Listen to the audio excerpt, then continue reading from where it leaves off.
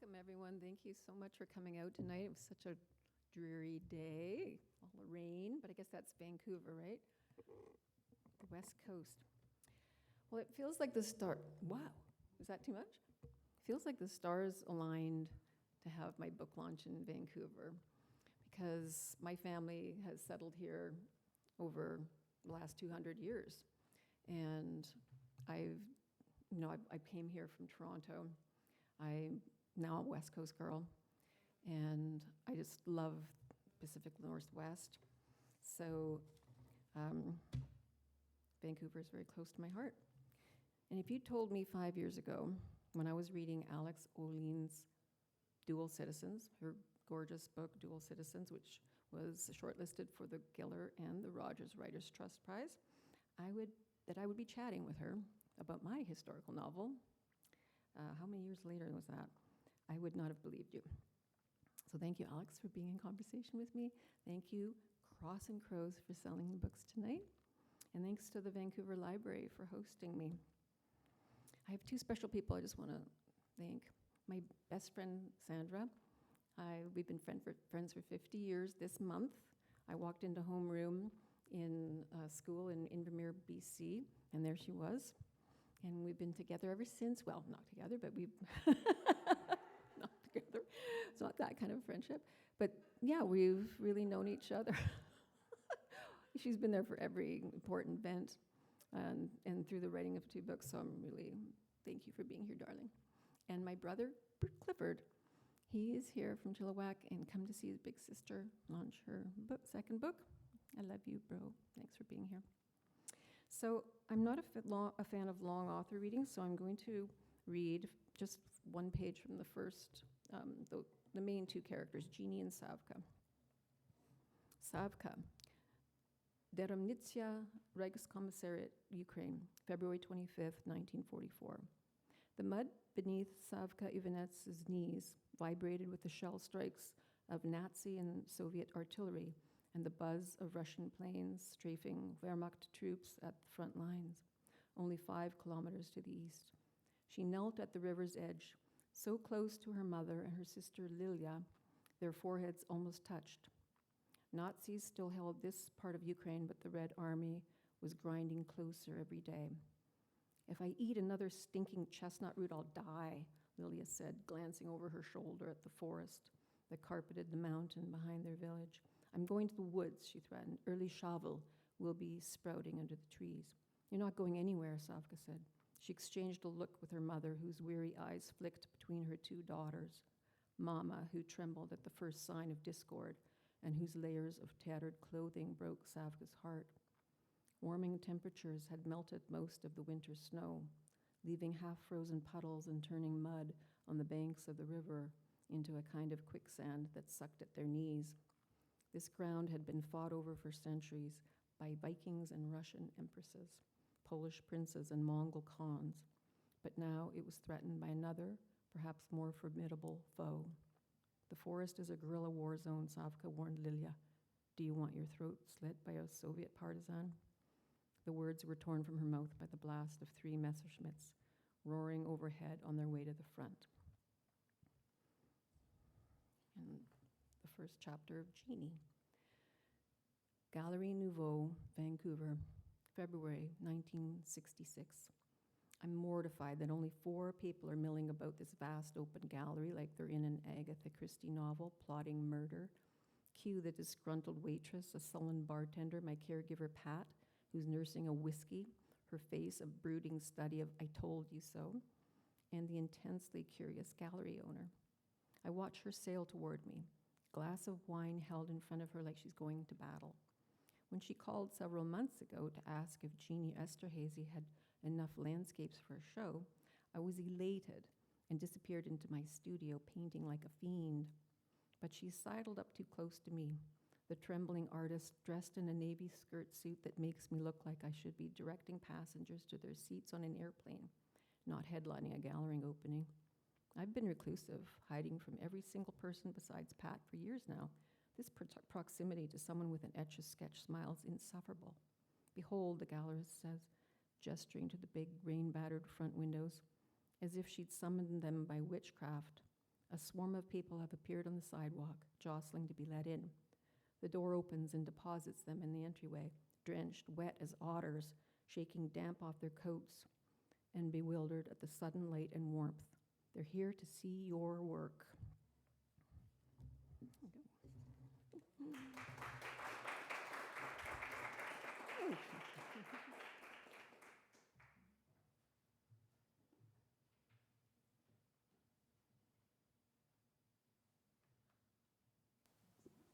Okay, wonderful. Thank you for reading, Maia, and thank you for the opportunity to read your book and to be in conversation with you.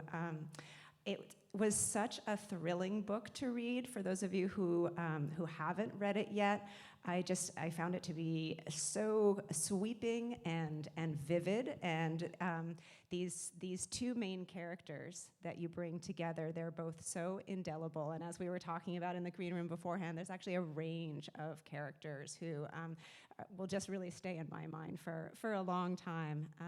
So I'm going to try to not spoil the book with any of my questions, but I was wondering if you wanted to say a little bit more about just what the book, how the book follows those two main characters.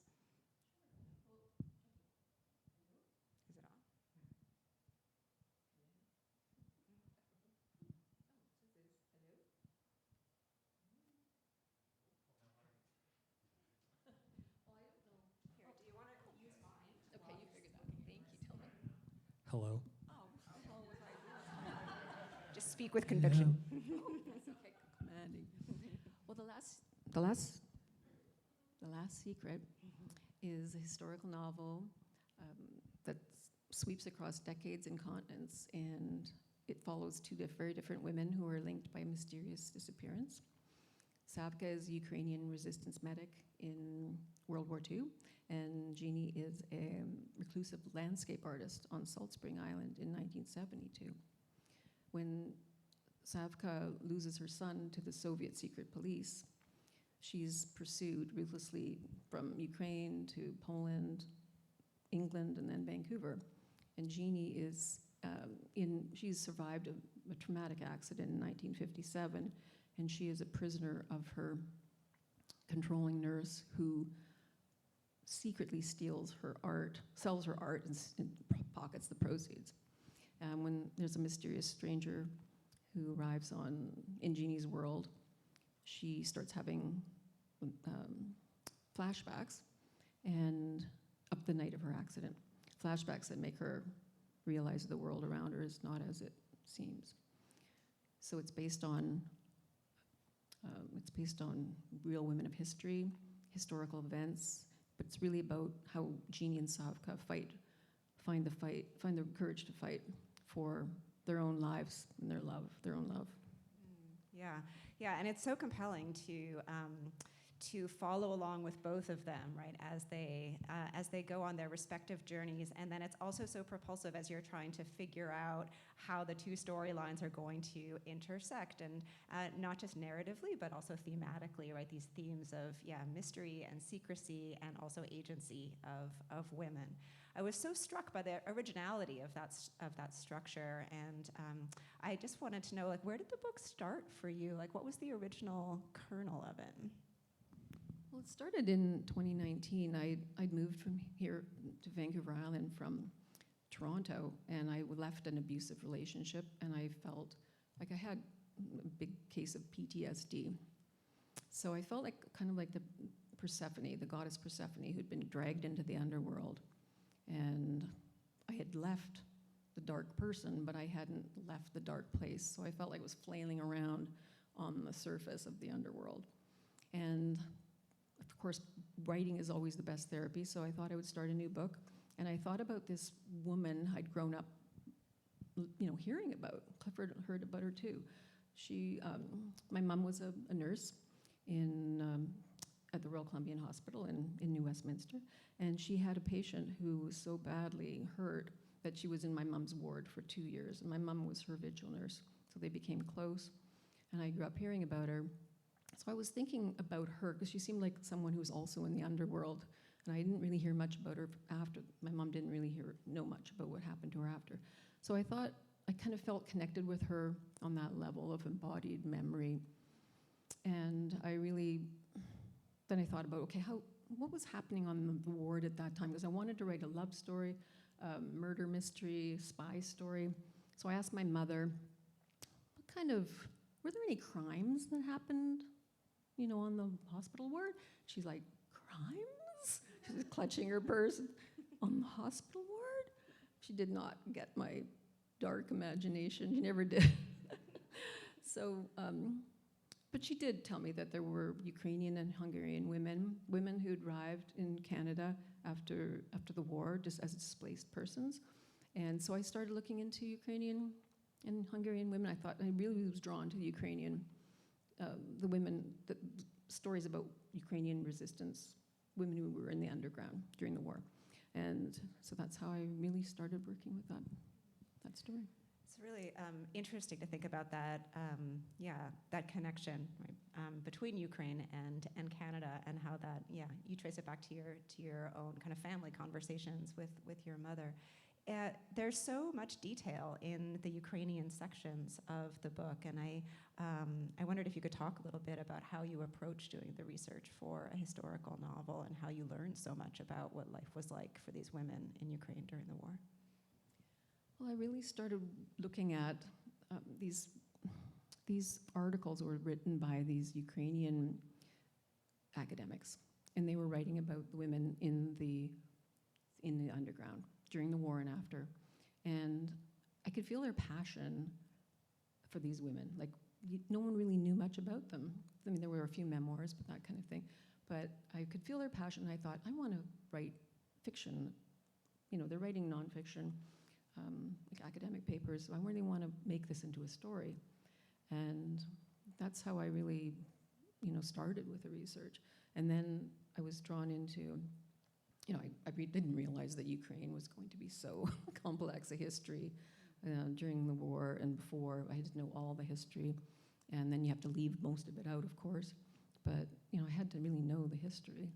And, I read a lot of books, Google. I'm on the NSA's watch list because of all the all the guns that I had to know. My editor goes, okay, we need to know the names of those guns that they had. So they all had so many different guns, the Russians and the Soviets. So yeah, definitely they're watching me because I'm careful now when I put in the search engine. But yeah, no, it was and then I had a Ukrainian expert reader and a lot of editors fact checking, and I learned a lot about what happened in Ukraine. And that's why it's so amazing to see what's happening there now. The parallels, it's very similar.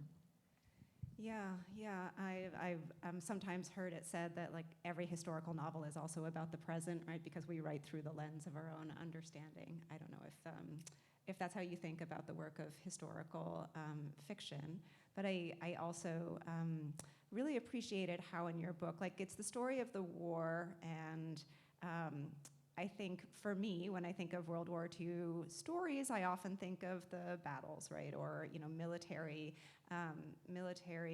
movements, and your focus, like, those things are happening, but your focus is really on the lives of these individual women in particular. And can you talk a little bit about using fiction to tell these stories of what it was like for women during the war? I love World War II fiction. I think some people say, well, there's too much World War II fiction, but there's a lot of stories still coming out of World War II that people have never heard about. It's such a rich, 6 years of complete mayhem. The whole world was involved. And in Eastern Europe, that was really where so much of the war was, like, for so long. I mean, the US and Britain came in, but it was, there was a lot that I needed to know, and about World War II and the Eastern Front. But I really wanted to know more about how the women, because the men were all out fighting, and the women were stuck there, and they had these two regimes, the Soviets and then the Nazis. They were pretty, amazingly like complex regimes, and I think that now, because of Ukraine, it's going into its second year. It's in its second year, and they escalate. Russia is escalating it all the time. It's a different kind of war, fought with missiles and drones. But it's still very, very, that connection is very, still very, between the World War II, is very strong, I think. So I think it's really important to read those stories because we don't want to forget that that happened and they could happen again. So I didn't realize that that the war, that Russia was going to invade Ukraine when I was writing the book, but when it did, it seemed like it was happening all over again. And and women medics are dying, and women and soldiers are dying in Ukraine, and they're fighting against the same. There was Stalin, now it's Putin, so it's another monster that they're fighting against, and we all have. It's a very important war, so I think that's really why I love finding those stories from the past. They have resonance with now. Was there anything that you learned along the way in the research and writing that was a surprise, or anything that you discovered that you weren't expecting to find? Yeah, I was having a little Zoom meeting with my editor.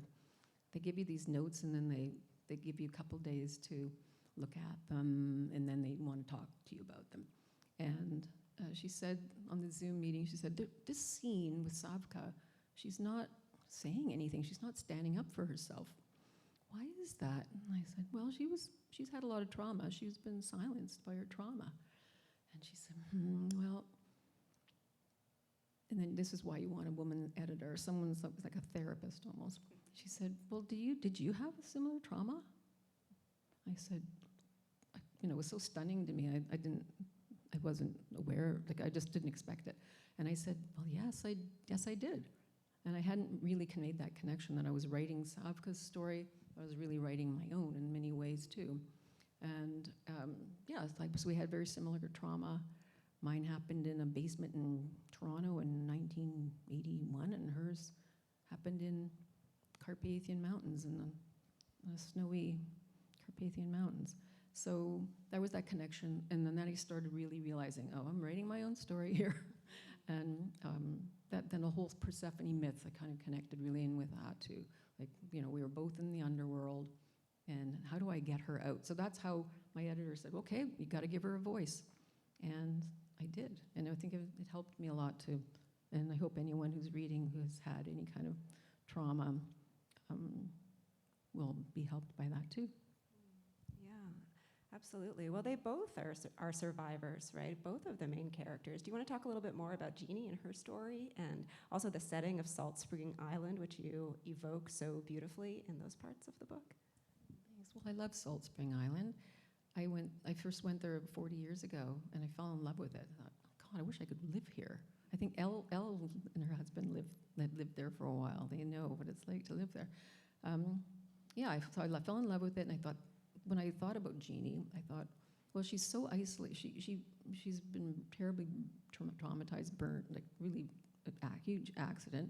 And what does she feel like? She doesn't want to go out. She doesn't want to be around other people. She wants to be isolated. So I thought, well, Salt Spring Island is the perfect place.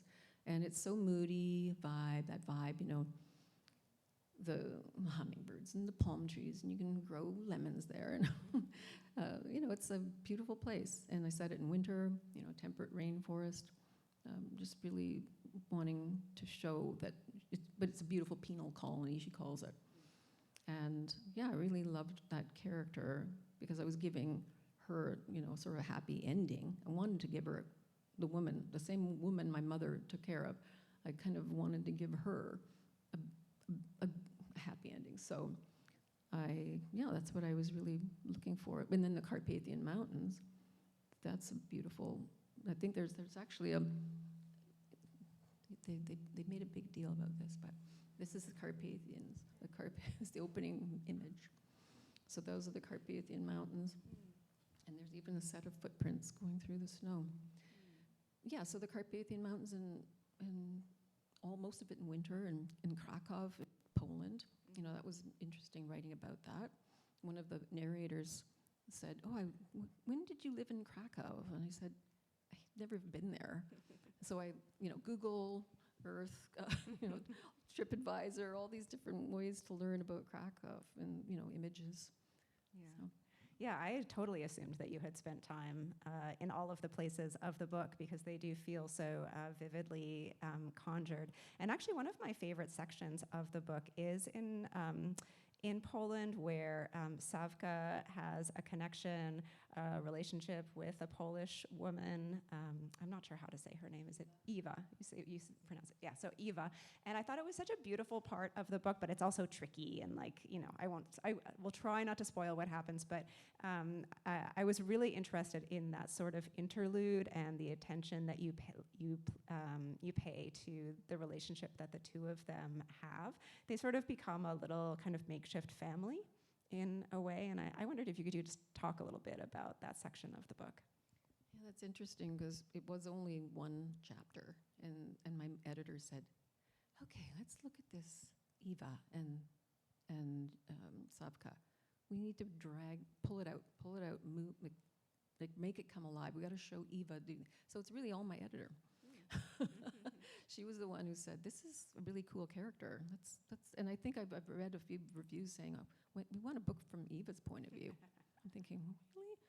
I mean, they really liked her, but yeah. So I was drawn to Krakow too, and I set it so that it was right at that time with elections, the democratic elections that Stalin promised the Allies, and of course in Poland it didn't happen. It was a sham. So, and the resistance, the Polish resistance is so cool. Like they were so amazing, the biggest resistance in Europe during the war. So yeah, it was fun to write that, even though it was kind of a traumatic, feeling those women, what they had to go through. Yeah, they're sort of they're put in the position of having to make difficult choices, right? Which is true of almost all the women in the book, right? They're not in a time or a set of circumstances when they have a lot of great options available to them. So they're doing things, right, to get through as best they can. And it's really fascinating to see how they respond, right, to these incredibly difficult choices and, try to figure out how to, move forward, I guess. Yeah. Your book, another thing that I really appreciated about it is how many sort of different facets of storytelling you work with. Like that section is very romantic. There are other sections that are about family. There are also sections that are like straight up thriller, mystery, like very plot oriented. And I'm curious, like how do you sort of balance all of that in your mind as the writer? Do you set out knowing that you're going to have all those different kinds of modes in the book, or does it happen sort of more organically for you? Yeah, I think it was organically. I knew I wanted to, have a mysterious disappearance, and that's how my mother came in, thinking I was depraved in some way, that she didn't get my wild imagination, because of course on a ward, they didn't have security guards in those days, but things could happen, you never knew. So I knew that was going to be really sort of at the center of the book. But I think a lot came through the edits. I had a great editor, and I was just writing and just like, okay, let's try this, and they don't tell you what to do, but we need more here. What could be, so it was a lot of that, and it just became this kind of thriller-esque kind of. I don't like to call it a thriller because thrillers are, very fast-paced. I don't know if historical fiction. I guess it's more of a mystery, I think. But yeah, I really came organically from the writing and through my editor, just trying to draw out, because that's what editors do. They know what the story needs, right, and they'll pull it out of the writer. Yeah, I think a lot of times people are surprised to learn what a collaborative process it is, or also how many iterations a book takes before it reaches its final form. And sometimes that first draft that you had might look so radically different than what appears, right, when the book is finally published. Yeah. Are you surprised, like now that you see it and think back on that very original idea that you had? Are you surprised at the differences, or does it still feel like, oh yeah, this is in some ways, this is exactly what I set out to do, I just didn't realize, right, that it was going to take this form? No, it definitely doesn't. It's so different. At first I wrote 2 points of view, and it was not, Savka was not in the point of view. And I realized after the first draft that it was, Savka it was her story, not her son's story. And so, yeah, that's when I started writing her point of view. And of course, then my editor was saying, well, let's have a point of view from Savka's husband. And so I'm adding that. And then let's have a point of view from Taras, the son, her Savka's son. And so that really enriched the book. And I don't know, I wouldn't have thought of putting those points, but I'm sure I am now when I'm writing my next book. I'm thinking of, she's like on my shoulder as I'm writing, you know, just like, okay, let's pull this out, let's make this is a moment, or, you know, so, yeah, you're right, editors do have such a huge role in a book and how it comes out, and yet they don't get really thanked enough or appreciated enough, I don't think. I want to talk a little bit more about the Salt Spring Island portion of the book, just because I want to make sure that people understand how kind of gripping that section is too. It really starts with the character. She's almost like a prisoner in her. I mean, she is. She's not almost. She is a prisoner in her own home, and she has this like super creepy nurse who is really her jailer in a way. That was a fascinating relationship too, right? Because there was so much kind of I don't know, terror and fear that was just below the surface of the scenes. At least for me, it was almost like that feeling that you get when you watch a horror movie and you're like, don't go into the basement. I was like, this is something bad is about to happen. And so I was really, you know, at the edge of my seat worrying about the character. But she's also like, she's I don't want to make her sound like she's just a victim, because she's actually a very strong character. And a big part of that strength comes from her art, right? She's a painter. And I wonder, was she always a painter for you in your conception of the character? And what felt important to you about having her be an artist? Well, just that she didn't know that she was good. She really was just painting, and she didn't know, because Pat has been, you know, selling her art on the side and telling her she's a middling artist, right? Middle grade artist. So she doesn't know that she's good. And so that's, you know, she discovers that, and that's becomes her power. Like, okay, now I've got something that I'm actually good at. I have an art dealer in Brussels, and I had no idea. So that, yeah, I guess I came up with that originally, and part of it was, the whole thing with Pat was that my mother said, oh yeah, well, a nurse was stealing Jeanie's morphine in them, you know, taking some of it for herself. And I thought, what kind of nurse would do that? And I thought, oh, an evil nurse. Okay, I need an evil nurse. And so I dreamed Pat up, and she, you know, took many different iterations and to get her right. But Jeanie was, you know, I just really loved, because I really grew up hearing about Jeanie, and I just wanted to explore her and find, how do you recover from something so traumatic and then shine and really become, you know, empowered by a very negative situation or a traumatic situation. Yeah, and I think it feels to me like a big part of that does have to do with her relationship to place, right? She's in this isolated but beautiful location. She's in this home that means a lot to her and that she wants to sort of lay claim to. And even though it's not World War II and Ukraine, in a way, like late 60s Salt Spring Island, it's its own kind of historical fiction, right? What was the work like of imagining the life of a woman living in that era, in that place? Well, I'd read a while ago, I think it was a Salt Spring, and maybe Elle, you know this, but they said Salt Spring has a dark side. Yeah, is that right? Yeah, you wouldn't think it.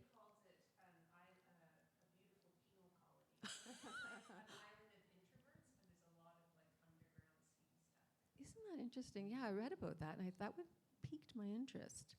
So you live there, so you know. And plus, there's a lot there. It's got millionaires right beside like hippies, you know, and artists. And there was a huge artist colony there, and it's got a lot of rich artist, you know, history. And so I just thought, okay, I'm gonna make her an artist, make her, you know, bring that forward. I've forgotten the part of the question. What was it again? Oh, whether you had to do research to think about what it was like then versus what Salt Spring is like now. Yeah, I'd read a few books about Salt Spring in the 60s and 70s. You know, it was interesting, very different place. But you still get that sense, you know, I'm sure everyone's been to Salt Spring on a Saturday market, and, you know, there's the wealthy, you know, goat farmers and the making vodka, you know, or, you know, and then there's someone just making the hats, and, you know, it's so cool. Like, those two aspects can be so connected there. But I'm looking at it from the outside. I didn't know. So you guys know Salt Spring a lot more than I do. Do you feel like it's important to, like, how does setting influence the way that you write scenes and character? Well, I choose the setting thinking, well, I want the dark feeling, I want that moody vibe.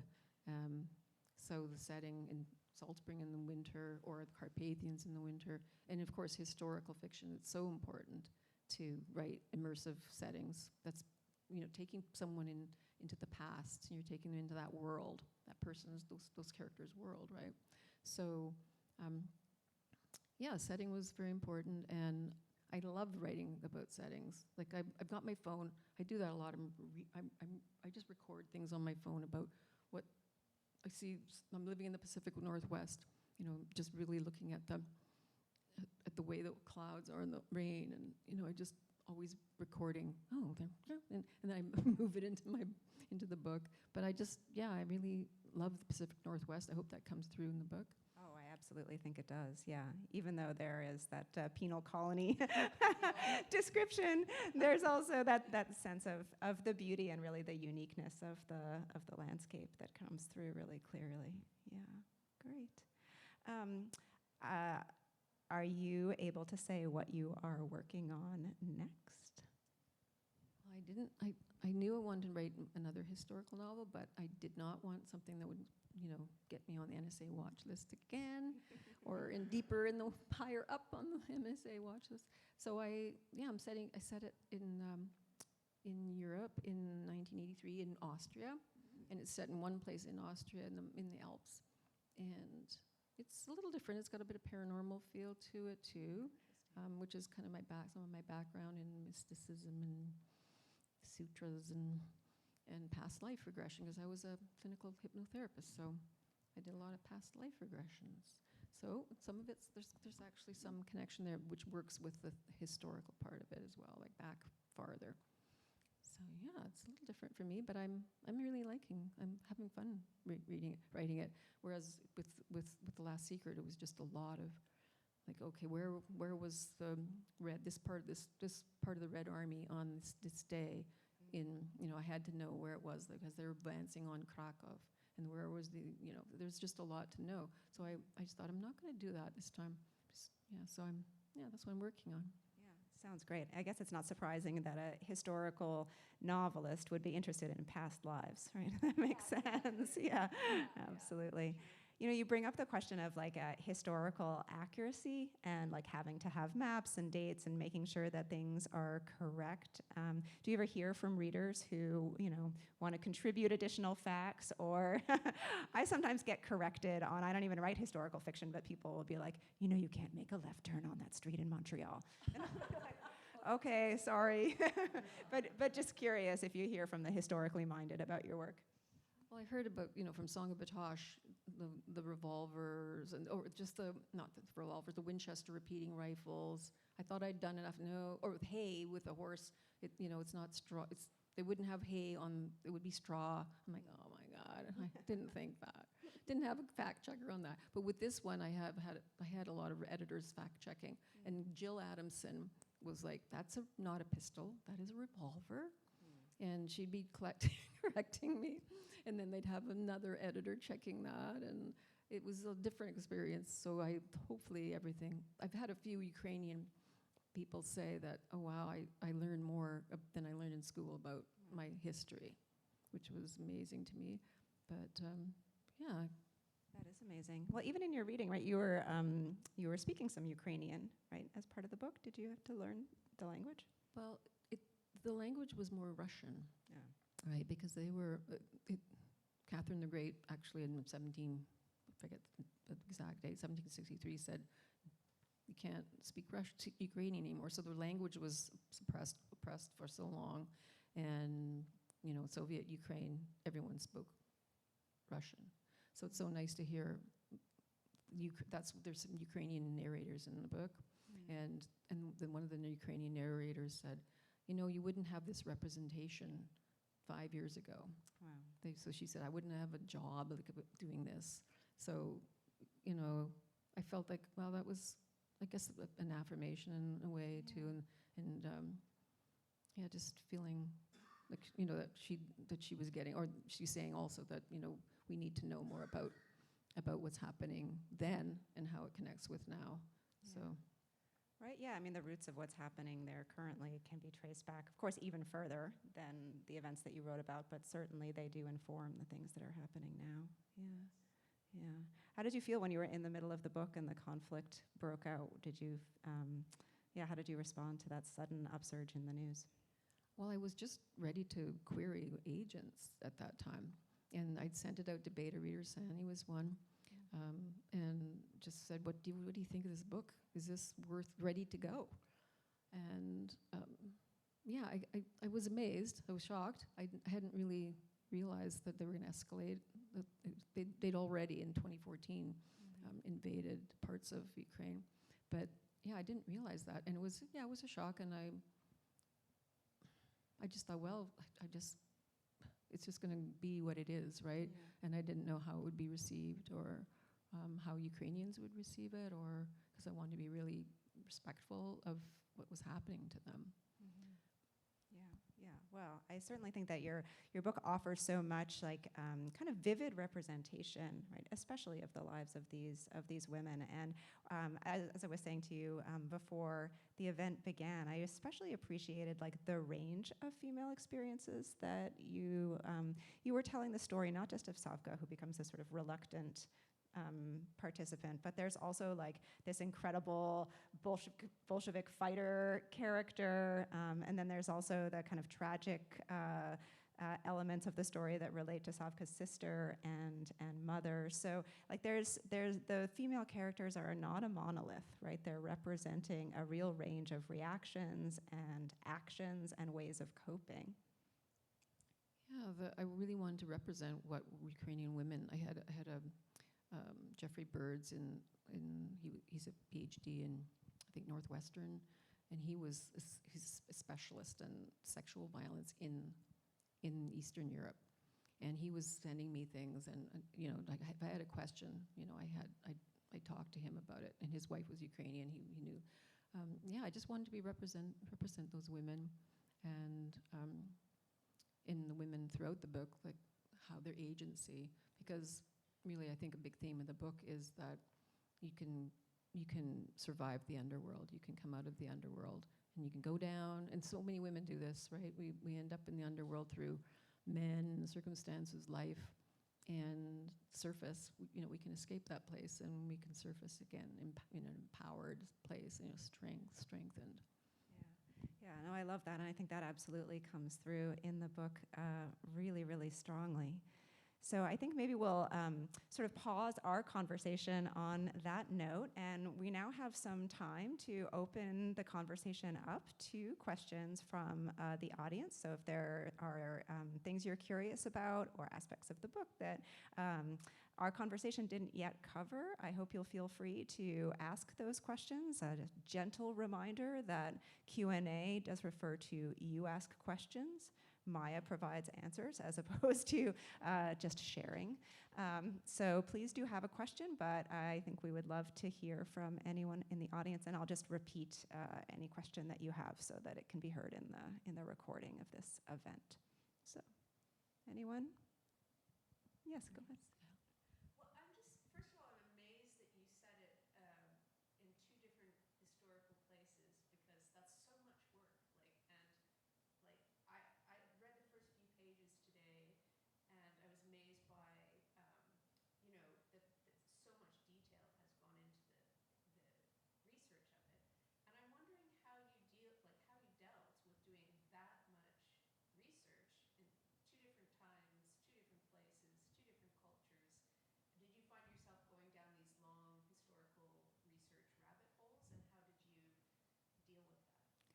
So the question, I'll just repeat briefly, has to do with the task of doing research and finding so much detail in two separate time periods, and did you find yourself going down research rabbit holes? Well, I definitely did with Savka. You know, I was going down a lot of rabbit holes, and with Jeanie, it wasn't so much. I had to learn how to be an artist. I didn't know anything, so I had to. She was an artist, so I had to know, you know, how do you mix paint and how do you work with a blank canvas. But I worked on one at a time. Like I would, because they were Savka was in third person past, and Jeanie is in first person present. So I couldn't go back and forth between them. It was just too hard to remember if I was saying I and in present, and so I was working separately. And a lot of people are actually saying, wow, I don't know how, I read this and I was wondering how they're ever going to come together. How does these two very different characters come together? I guess that's the way it is with historical fiction. It kind of happens. But I went down a lot of rabbit holes, and I would have to pull myself up. But the thing about being a historical novelist, and you are as well, that you find you're so amazed and fascinated by this stuff, right? It's like, wow, I just love it. I wish I could put it in the book, but I'm not going to because it would be too much. Because you have to know everything about that world, and then you have to let it go, a lot of it.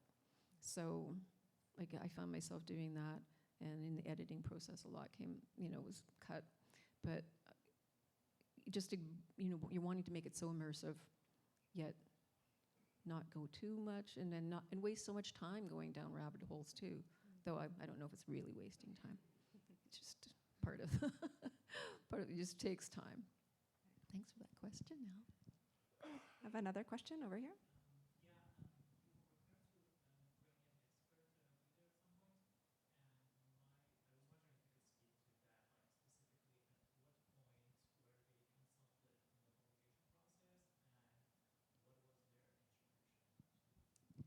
So the question is about the use of a Ukrainian expert reader, at what point they came into the process, and what their contribution was. It was about a year and a half ago. I just put it out on a Ukrainian Facebook page in Nanaimo, where I live, and there's a big Ukrainian community there. And I said, does anyone want, a woman preferably, who can help me with Ukrainian, just getting the culture right, making sure that I'm not making any, faux pas, or that I'm just understand Ukrainian women. And this woman came forward and said, oh, I'm the one. And she was great. She read the book, well, it wasn't a book yet, and it was still in edits, and really made a whole lot of notes. And she had, some of her family was from the Carpathian villages, and so she was like, oh no, they don't live in that kind of house. They live, then I had to go down there, and that was more of those rabbit holes too, which were needed. And she gave me a lot of insight into how Ukrainian women think, and Slavic women. And yeah, it was a valuable experience to work with her. Was that your full question? I can't remember. Okay, thank you. Yeah, that was interesting. Any other questions? You can ask me anything. Yes, in the green.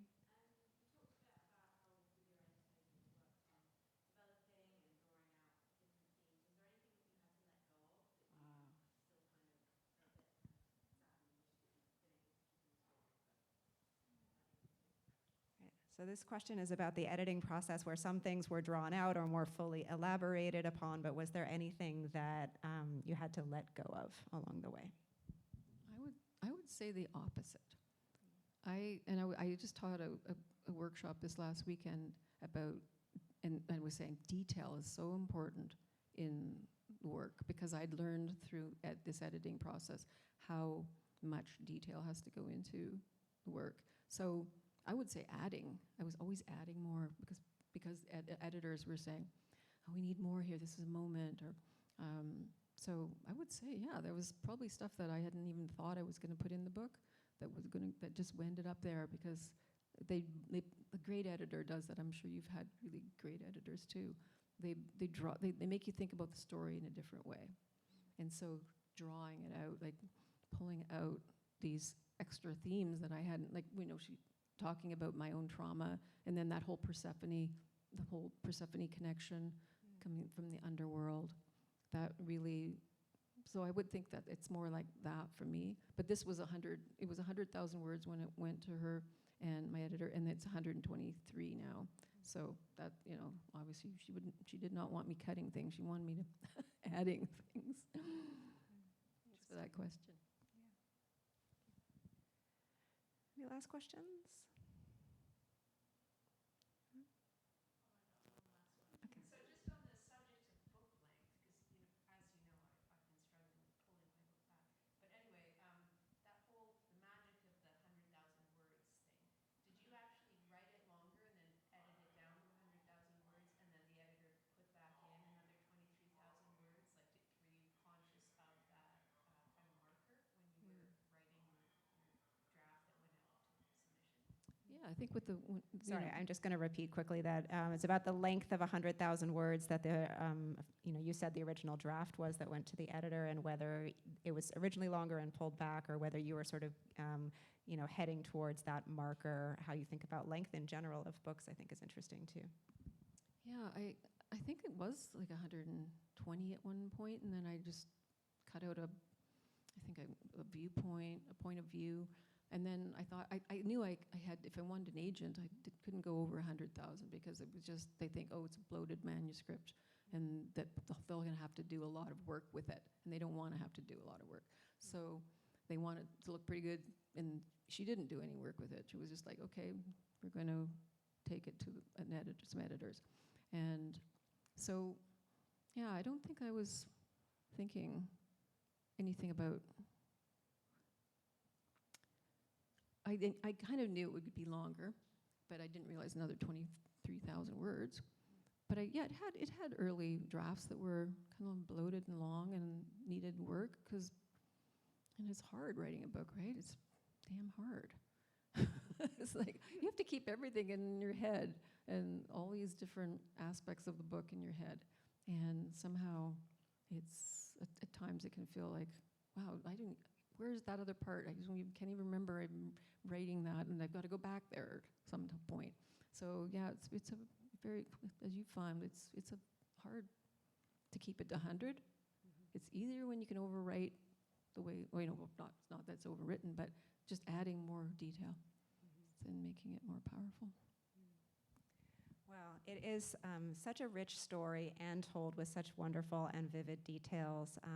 It's really, it's been wonderful to hear you talk about the process behind it and how you developed it. And I think your closeness to the characters and your understanding of them really comes across. So thank you so much for this conversation, and thank all of you for coming out and hearing Maia speak tonight.